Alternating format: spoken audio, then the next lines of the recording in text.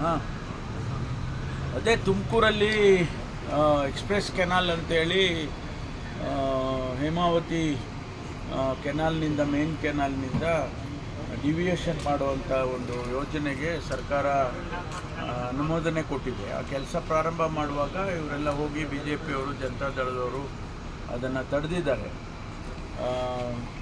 ನಾನು ಜಿಲ್ಲಾ ಮಂತ್ರಿ ಆಗಿರೋದ್ರಿಂದ ನಮ್ಮ ಮನೆ ಮುಂದೆ ಪ್ರೊಟೆಸ್ಟನ್ನು ಹಮ್ಮಿಕೊಂಡಿದ್ದಾರೆ.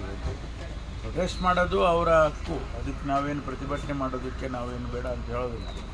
ಆದರೆ ಪ್ರತಿಭಟನೆ ಯಾತಕ್ಕೆ ಮಾಡ್ತಾರೆ ಮತ್ತು ಯಾವ ಉದ್ದೇಶಕ್ಕೆ ಮಾಡ್ತಾರೆ, ಎಲ್ಲಿ ಮಾಡ್ತಾರೆ ಅದು ಮುಖ್ಯ.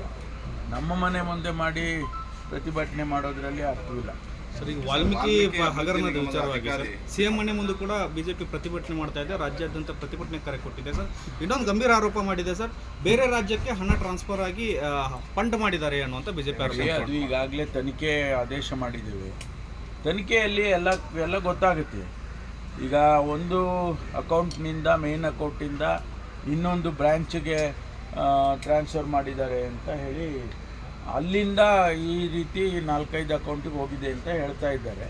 ತನಿಖೆ ಮಾಡೋ ತನಕ ನಾವೇನು ಹೇಳಕ್ಕೆ ಬರಲ್ಲ. ನನಗೆ ನಿನ್ನೆ ದಿವಸ ಹೇಳ್ತಾಯಿದ್ರು 187 ಕೋಟಿ ಟ್ರಾನ್ಸ್ಫರ್ ಆಗಿದೆ, ಆಮೇಲೆ ಅದರಲ್ಲಿ 97 ಕೋಟಿ ಈ ರೀತಿ ಡಿಸ್ಟ್ರಿಬ್ಯೂಟ್ ಆಗಿದೆ ಅಂತ, ಇನ್ನೊಬ್ಬರು ಇಲ್ಲ 85 ಕೋಟಿಯಿಂದ. ಯಾವುದು ಸತ್ಯ ಅದು ತನಿಖೆನಲ್ಲೇ ಗೊತ್ತಾಗುತ್ತೆ.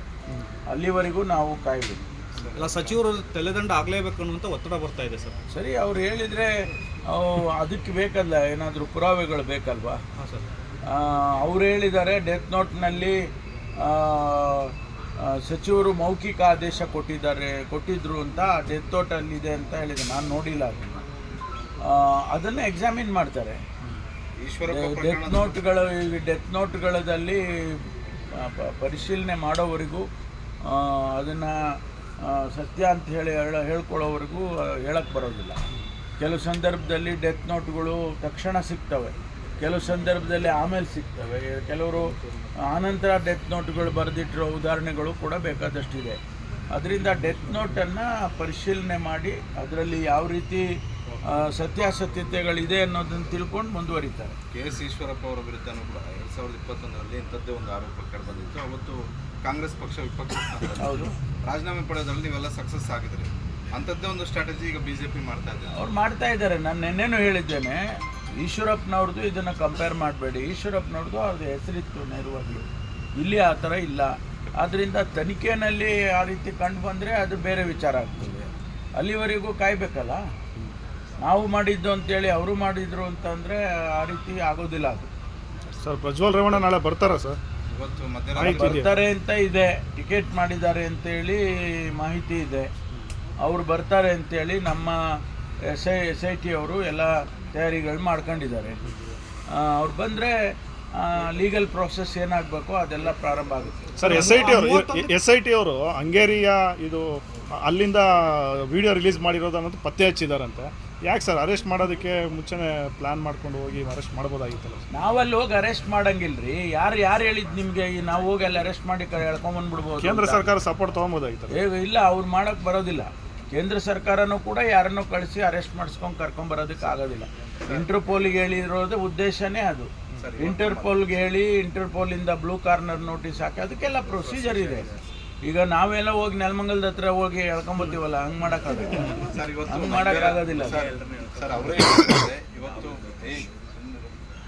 ಇವತ್ತು ಮಧ್ಯರಾತ್ರಿ 12:15 ಬರ್ತೀನಿ ಅಂತ ಅವ್ರು ಹೇಳಿದ್ದಾರೆ. ಒಂದು ವೇಳೆ ಬಂದರೆ ಅಲ್ಲೇ SIT ಅಧಿಕಾರಿಗಳು ಅವರನ್ನು ವಶಕ್ಕೆ ಪಡೆಯುತ್ತಾರೆ. ಹೌದು, ಕಾನೂನು ಪ್ರಕಾರ ಈಗಾಗಲೇ ಅವರಿಗೆ ವಾರಂಟ್ ಇಶ್ಯೂ ಆಗಿದೆ. ವಾರಂಟ್ ಇಶ್ಯೂ ಆದಮೇಲೆ ಅರೆಸ್ಟ್ ಮಾಡಬೇಕು. ಅದು ಪೊಲೀಸ್ನವರು ಕೆಲಸ ಅದು ಮಾಡ್ತಾರೆ ಸರ್. ಅದು SITನವ್ರು ಡಿಸೈಡ್ ಮಾಡ್ತಾರೆ. ಅಲ್ಲ ಸರ್, ಪಾಸ್ಪೋರ್ಟ್ ರದ್ದು ಆಗುತ್ತಾ ಸರ್? ಅದೇನಾದ್ರು ಎಕ್ಸ್ಟೆನ್ಷನ್ ಆಗುತ್ತಾ ಸರ್? 3 ತಿಂಗಳವರೆಗೆ ಏನೋ ಗೊತ್ತಿಲ್ಲ. ನಾವು ಬರ್ದಿದ್ದೀವಲ್ಲ ರದ್ದು ಮಾಡಿ ಅಂತೇಳಿ. ಹಾಂ ಸರ್.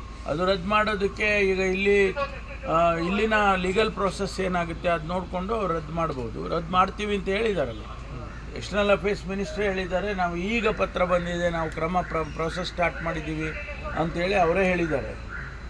ನಿಧಾನ ಆಗಿದೆ, ಆದರೆ ಈಗ ಮಾಡ್ತಾ ಇದ್ದೀವಿ ಅಂತ ಹೇಳಿ. ಚುನಾವಣೆ ದೃಷ್ಟಿಯಿಂದ ಏನಾದರೂ ಅವ್ರು ಬಂದರೆ ಚುನಾವಣೆ ಮೇಲೆ ಎಫೆಕ್ಟ್ ಆಗುತ್ತೆ ಅಂತ ಇಷ್ಟು ವಿಳಂಬ ಮಾಡ್ತಾ ಇದ್ದಾರೆ? ಗೊತ್ತಿಲ್ಲ ಏನು ಅಂತೇಳಿ. ಕಾನೂನು ಪ್ರಕಾರ ನಮ್ಮಲ್ಲಿ ನಾವು ಏನು ಮಾಡಬೇಕು, SIT ಏನು ಮಾಡಬೇಕು ಕಾನೂನು ಪ್ರಕಾರ ಮಾಡ್ತಾ ಇದ್ದೀವಿ. ಚುನಾವಣೆಗೆ ಎಫೆಕ್ಟ್ ಆಗುತ್ತಾ ಆಗೋದಿಲ್ವಾ ಅದು ಬೇರೆ ವಿಚಾರ. ಆದರೆ ಕಾನೂನು ಪ್ರಕಾರ ನಾವೇನು ಮಾಡಬೇಕು ಅದನ್ನು ಯಾವುದೇ ಮುಲಾಜಿಲ್ಲದೆ ಮಾಡ್ತಾಯಿದ್ವಿ. ಸರ್ ಕೊನೆಯದಾಗಿ ಸರ್ ಅವ್ರು 26ನೇ ತಾರೀಕು ಬೆಂಗಳೂರಿಂದ ಹೊರಗಡೆ ಹೋದರು. 28ನೇ ತಾರೀಕು ಒಂದು ಎಕ್ಸಲ್ಲಿ ಪೋಸ್ಟ್ ಮಾಡಿದ್ರು, ನಾನು SIT ಮುಂದೆ ಹಾಜರಾಗ್ತೀನಿ ಅಂತ ಹೇಳಿದ್ರು. ಆಗಲೂ ಬರಲಿಲ್ಲ. 7 ದಿನಗಳ ಕಾಲ ಸಮಯ ತಗೊಂಡಿದೆ. ಈಗ ಮತ್ತೊಂದು ವಿಡಿಯೋ ಮೊನ್ನೆ ಬಿಟ್ಟಿದ್ದಾರೆ. ಇದು ಈ ಬಾರಿ ಆದರೂ ಬರ್ತಾರೆ ಅಂತ ವಿಶ್ವಾಸ ನಿಮ್ಗೆ ಇದೆಯಾ ಅಂತ ನಿಮ್ಮ ಮತ್ತೆ ನಿಮ್ಮ ಅವರೇ ಹೇಳಿದಾರಲ್ಲ ಬರ್ತೀವಿ ಅಂತ. ನಾವೇ ಬರ್ತಾರೆ ಅಂತ ನಾವು ಹೇಳಿಲ್ಲ. ಅವರೇ ಹೇಳಿದ್ದಾರೆ ನಾನು 31ನೇ ತಾರೀಕು 10 ಗಂಟೆಗೆ SIT ಮುಂದೆ ಅಪಿಯರ್ ಆಗ್ತೀನಿ ಅಂತ ಅವ್ರ ವಿಡಿಯೋದಲ್ಲಿ ಹೇಳಿದ್ದಾರೆ. ನಾನು ಕೂಡ ಅದನ್ನು ನೋಡಿದೆ. ಅದರಿಂದ ಅವರು ಬರ್ತಾರೆ ಅಂತೇಳಿ ನನಗೂ ಅನಿಸುತ್ತೆ.